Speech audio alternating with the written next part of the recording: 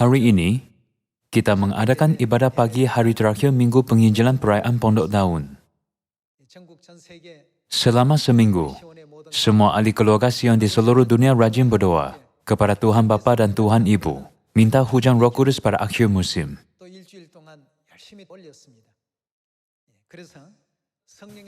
Hari ini, melalui perayaan Pondok Daun, Anda pasti akan terima banyak rahmat Roh Kudus.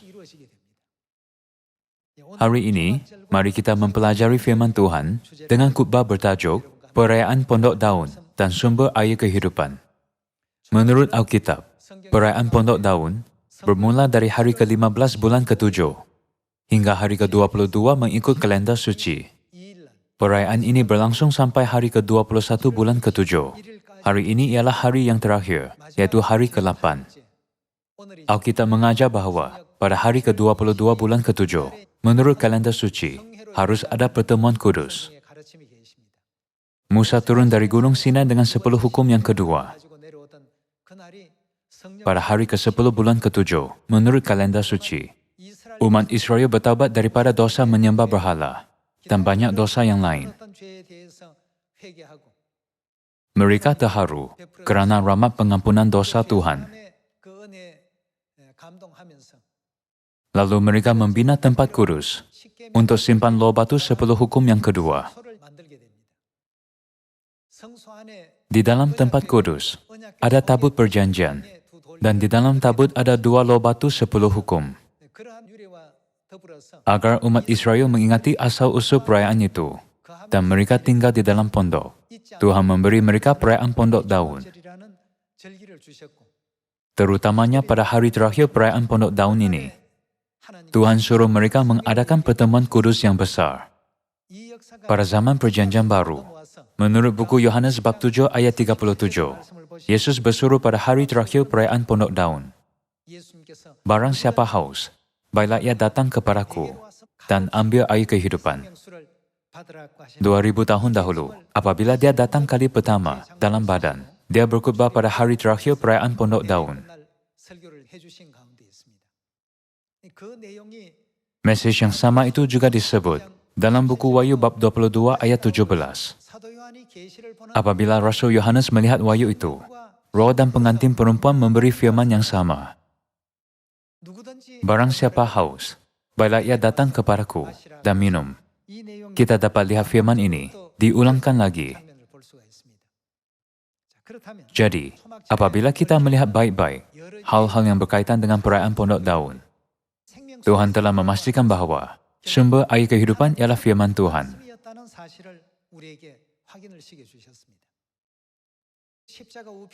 Fikirkanlah penyamun yang di sebelah kanan. Adakah dia diselamatkan? Susah untuk fahami atau bayangkan bahawa dia telah diselamatkan.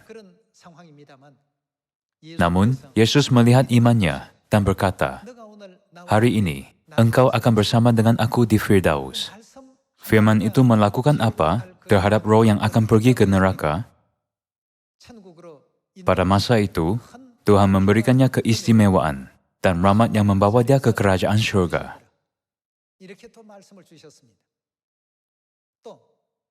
Apabila kita melihat kejadian di Taman Eden, buah pokok pengetahuan tentang yang baik dan yang jahat itu sendiri tidak beracun. Kalau begitu, mengapakah Adam dan Hawa mati selepas makan buah pokok itu? Bapa mengajar kita jawapannya. Itu adalah kerana firman Tuhan. Pada hari engkau memakannya, pastilah engkau mati. Jika firman itu tidak diberikan, meskipun Adam dan Hawa makan buah pokok itu pun tidak bermasalah. Namun, kerana firman, pada hari engkau memakannya, pastilah engkau mati. Selepas digoda serta makan buah pokok pengetahuan tentang yang baik dan jahat, mereka hilang jalan kehidupan kekal. Akhirnya, mereka terpaksa mati. Punca masalah ialah firman Tuhan yang diucapkan kepada mereka, bukan? Dalam buku Yohanes bab 6, ayat 54 tertulis, "Barang siapa makan daging anak manusia dan minum darahnya, mempunyai hidup yang kekal." Jika firman ini tidak diberikan, Walaupun kita makan daging Yesus dan minum darahnya, dapatkah kita mempunyai kehidupan kekal? Tidak. Yesus janji untuk memberi daging dan darahnya melalui roti dan air anggur Paskah Perjanjian Baru dengan berkata, barang siapa makan roti ini dan minum air anggur ini, makan daging dan minum darahku. Barang siapa makan dagingku dan minum darahku, akan diberikan kehidupan kekal. Jadi, firman Tuhan ialah air kehidupan. Jika Yesus tidak berkata, barang siapa makan daging anak manusia dan minum darahnya, mempunyai kehidupan kekal, dapatkah Anda hidup kekal jika Anda makan roti dan minum air anggur pada hari Paskah? Ia hanyalah sekeping roti dan secawan air anggur, dan pasti tidak dapat memberi kita kehidupan kekal. Firman Tuhan begitu berkewibawaan dan hebat, kerana ia mempunyai kuasa kehidupan. Bahkan penyamun di sebelah kanan Yesus pun diselamatkan oleh firman, hari ini juga engkau akan bersama dengan aku di Firdaus. Memikirkan semuanya ini, firman Tuhan berkuasa besar. Kini pada zaman Roh Kudus, Tuhan telah datang sebagai roh dan pengantin perempuan, serta berkata, barang siapa haus, hendaklah ia datang dan ambil air kehidupan. Kesan firman ini berbeza, bergantung pada bagaimana Anda terimanya. Walaupun Anda pergi ke hospital dan makan ubat, kesan itu berbeza, bergantung pada badan fisikal Anda. Bukan semua orang adalah sama. Begitu juga dengan iman kita. Ada orang mempercayai firman ini dengan iman, dan ada yang hanya berfikir, ini hanyalah firman yang selalu diberikan. Walaupun kedua-duanya menerima air kehidupan yang sama, bagi seseorang, air kehidupan itu berkesan kuat, tetapi bagi yang lain itu adalah sia-sia. Mari kita buka buku Yohanes bab 7 dan melihat firman Yesus. Buku Yohanes bab 7, ayat 37. Dan pada hari terakhir, yaitu pada puncak perayaan itu, inilah hari terakhir perayaan Pondok Daun, menurut bab 7 ayat 2. Yesus berdiri dan berseru, barang siapa haus, baiklah ia datang kepadaku dan minum. Barang siapa percaya kepadaku, seperti yang dikatakan oleh kitab suci, dari dalam hatinya akan mengalir aliran-aliran air hidup. Yang dimasukkannya ialah roh yang akan diterima oleh mereka yang percaya kepadanya. Mari kita lihat firman yang sama dalam buku Wahyu bab 22 ayat 17. Bab 22 ayat 17 tertulis, roh dan pengantin perempuan itu berkata, marilah. Dan barang siapa yang mendengarnya, hendaklah ia berkata, marilah. Dan barang siapa yang haus, hendaklah ia datang. Dan barang siapa yang mau, hendaklah ia mengambil air kehidupan dengan cuma-cuma. Dalam buku Yohanes bab 7, firman yang sama diucapkan oleh Yesus sendiri, tetapi dalam buku Wahyu bab 22, terdapat dua orang. Siapakah mereka? Roh dan pengantin perempuan. Tuhan Bapa dan Tuhan Ibu, yaitu penyelamat, telah muncul pada zaman Roh Kudus terakhir, serta berkata, sesiapa yang haus hendaklah ia datang kepadaku, dan memuaskan dahaga sepuas-puasnya. Bapa menulis dalam buku kebenaran, misteri Tuhan dan sumber air kehidupan. Dalam bentuk apakah roh dan pengantin perempuan akan datang ke bumi untuk memberi anak-anak air kehidupan? Lalu dia menyebut buku Yohanes bab 1. Bab 1 ayat 1 dan ayat 14 tertulis, firman itu telah menjadi apa? Manusia. Dalam erti kata lain, roh dan pengantin perempuan akan datang ke bumi dalam badan dan memberi semua anak Sion firman, yaitu air kehidupan. Kalau begitu, bolehkah kita, anak Tuhan, tidak tahu tentang Tuhan Bapa dan Tuhan Ibu, yaitu roh dan pengantin perempuan? Kita dapat percaya apabila kita tahu. Orang Farisi dan orang Yahudi yang tidak mengenali Yesus menyalibkan dia. Walaupun Yesus mengucapkan firman air kehidupan yang benar dan lebih berharga daripada emas, mereka menolak dan menyangkal semuanya. 그 말씀이 아무리 옳은 말씀이라 할지라도 받아들이려고 하지를 않았습니다. 왜냐하면 Ini kerana mereka tidak menyadari siapa Yesus. 그저 나사렛 목수의 아들 요셉의 아들 Mereka hanya mengenalinya sebagai anak tukang kayu Yusuf di Nazaret dan anak Maria. Oleh itu, akhirnya mereka berdosa besar dengan menyalibkan dia. 오늘날 Itu pun sama pada zaman ini. 오늘이 Hari ini, Tuhan akan mencurahkan berkat hujan Roh Kudus pada akhir musim, menurut janji pada hari terakhir perayaan Pondok Daun. 예배가 되겠습니다.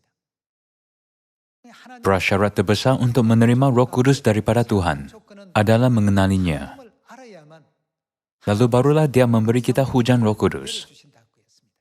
그 Mari kita lihat buku Hosea, bab 6. 말씀을 한번 살펴봅시다. Buku Hosea bab 6 ayat 1. Mari, kita akan berbalik kepada Tuhan, sebab dialah yang telah menerkam dan yang akan menyembuhkan kita, yang telah memukul dan yang akan membalut kita. Ayat 2. Ia akan menghidupkan kita sesudah 2 hari. Pada hari yang ketiga, Ia akan membangkitkan kita dan kita akan hidup di hadapannya. Marilah kita mengenal dan berusaha sungguh-sungguh mengenal Tuhan. Ia pasti muncul seperti fajar. Ia akan datang kepada kita seperti hujan pada akhir musim yang mengairi bumi. 임하시리라 하리라 하고 했습니다.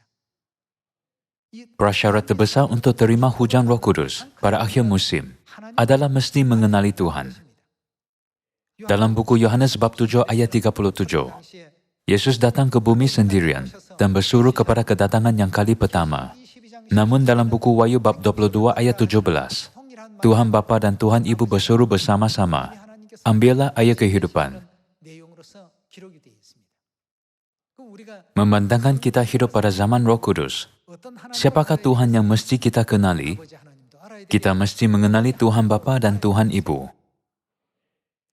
Mari kita lihat sumber air kehidupan melalui buku Zakaria, bab 14. 4장 열어보도록 합시다. Bab 14 ayat 17.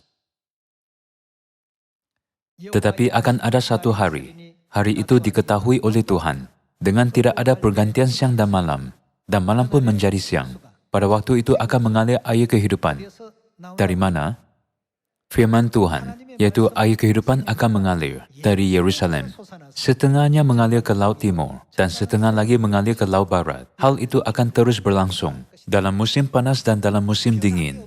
Maksudnya, air kehidupan akan terus mengalir. 솟아나는 Air kehidupan yang mengalir dari Yerusalem ialah firman rahmat Tuhan. 관계없이 항상 Tidak kira musim panas atau musim sejuk, 가람을 다 이루는 firman kehidupan menghilangkan dahaga orang yang haus. 은혜의 그 말씀으로서 생명의 그 말씀으로서 솟아나게 될 것이다 하고 했습니다.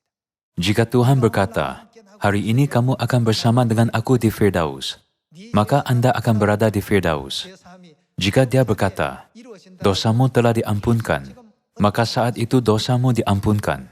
오늘날 우리는 Hari ini, kita tahu bahwa Tuhan Bapa dan Tuhan Ibu telah datang ke bumi dalam badan manusia. 지식들은 가지고 있습니다. Namun, semasa hidup, kita harus berkata seperti 2 orang buta, Tuhan, aku mahu melihat.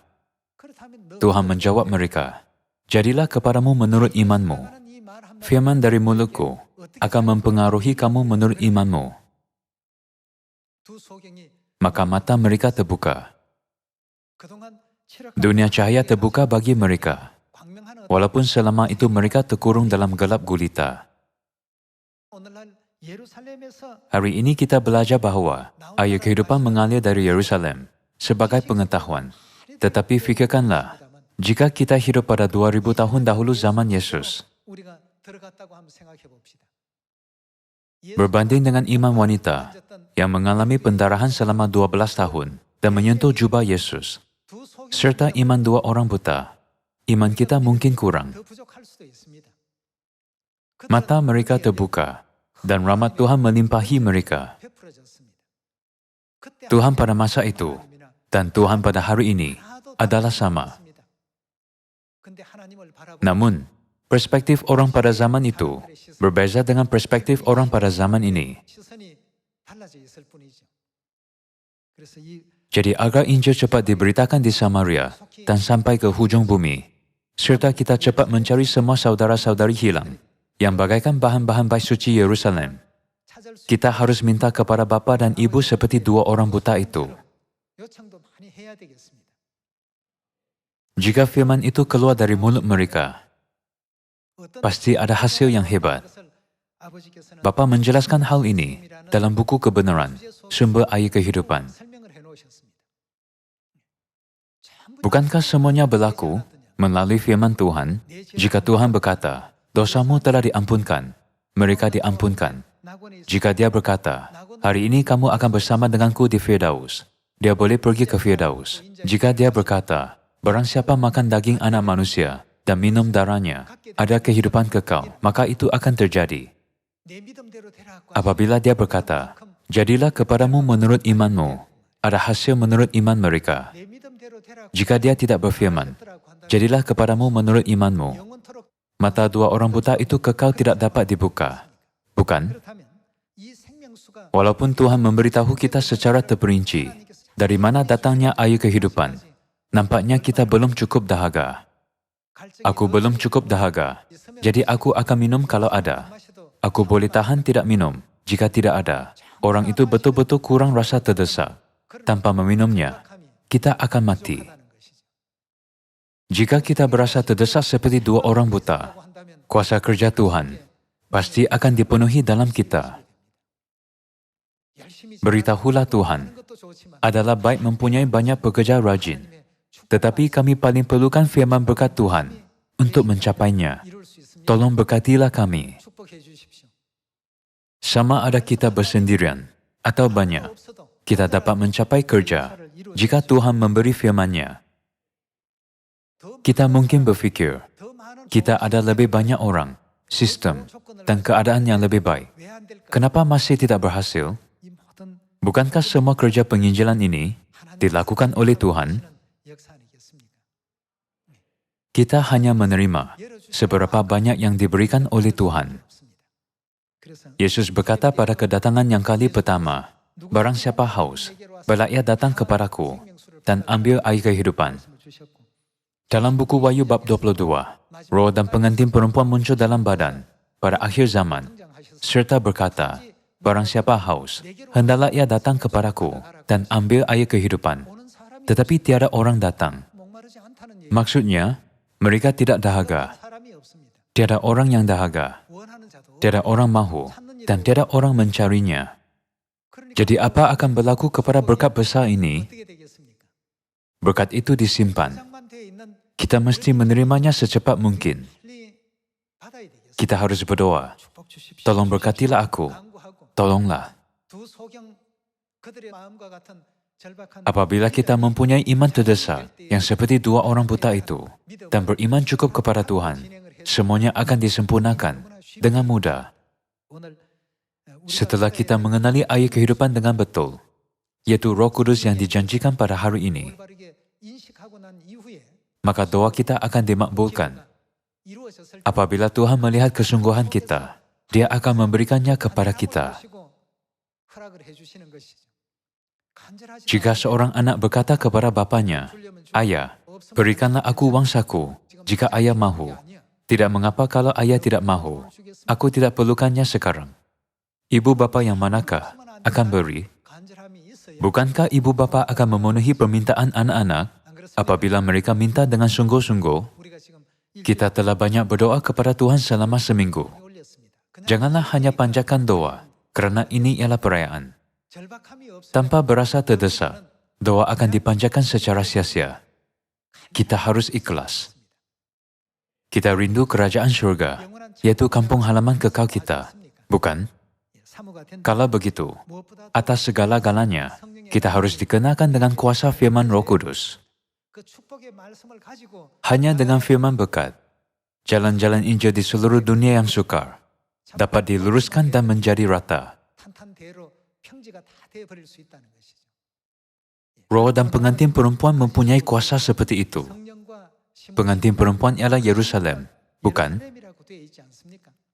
Buku Galatia bab 4 tertulis, 위에 있는 tetapi Yerusalem surgawi adalah perempuan yang merdeka, Dan ialah siapa? Apakah yang mengalir daripada ibu? Air kehidupan. Meskipun Tuhan selalu mengajar hal ini, jika kita tidak rasa terdesak, malah seperti, jika Tuhan tak memberi, baiklah, aku terima saja jika Dia memberikannya, maka kita tidak akan terima apapun. Mari kita lihat buku Yehezkiel, bab 47. Buku Yehezkiel bab 47 ayat 1.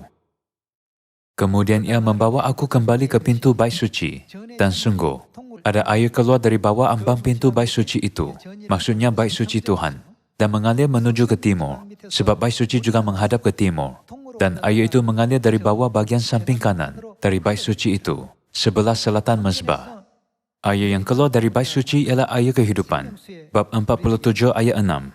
Lalu ia berkata kepadaku, sudahkah engkau lihat, hai anak manusia? Kemudian ia membawa aku kembali menyusut tepi sungai. Dalam perjalanan pulang, sungguh, sepanjang tepi sungai itu ada amat banyak pohon.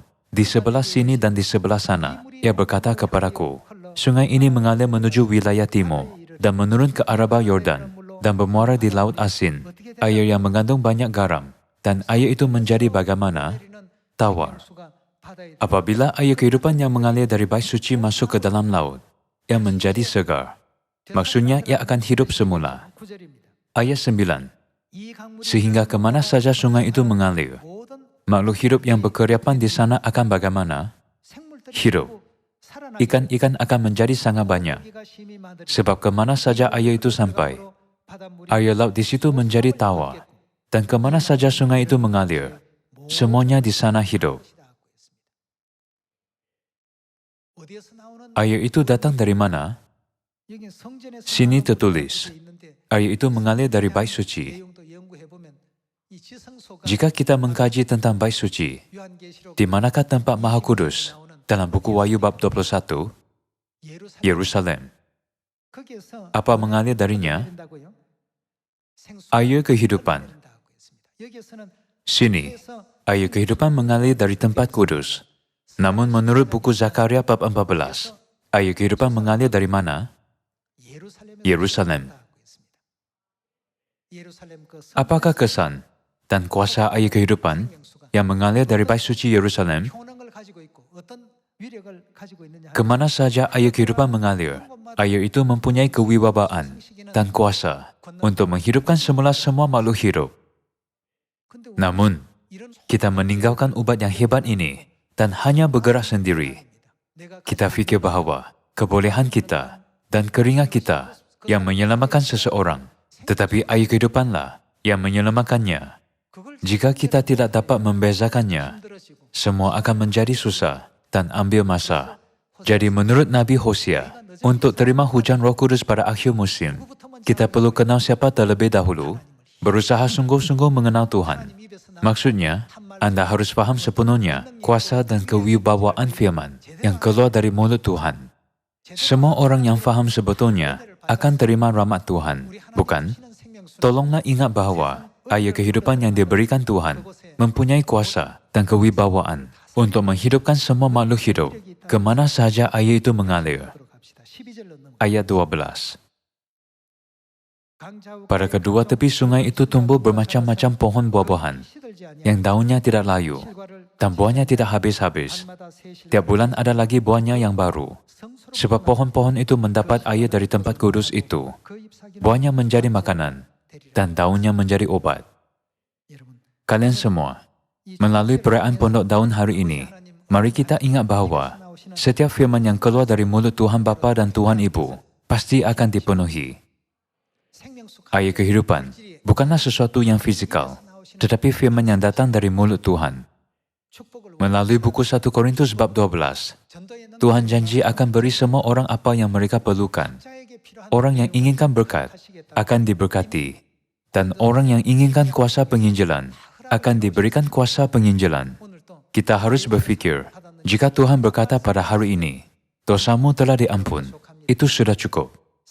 Jika Dia berkata, kamu akan menginjil di Samaria dan sampai ke hujung bumi, serta menjumpai semua saudara-saudari yang hilang, itu sudah cukup.